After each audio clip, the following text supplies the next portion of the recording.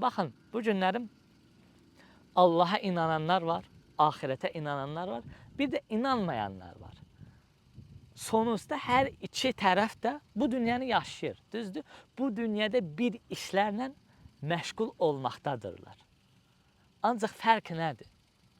Fərq ondadır ki, ahirete inanmayanlar, Allaha inanmayanlar, onlara desən ki, sən bu dünyada bu qədər işlər görürsən, bu qədər çalışırsan, ancaq bu etdiyin bu əməllər sonsuz yoxluğa qərq olacaqdır.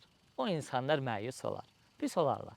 Pisdir də insan olaraq bu qədər yaşayırsan, dünyada bu qədər əməl edirsən, axırda özün də yox olacaqsan, etdiyin işlər də yox olacaq. Çünki onların ahirət deyə bir inancı yoxdur.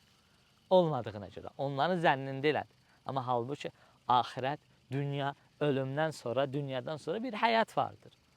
Ancaq yaxşı əməl edənlər, Allaha iman edənlər, onlar üçün nələr vardır? Onlar üçün ahirət həyat vardır. Onlar biz bilirik ki, bu gün nə də olsa kiçik bir əməl də etsək, bunların ahirətdə bizə cavabı vardır. İslam anlayışı da budur.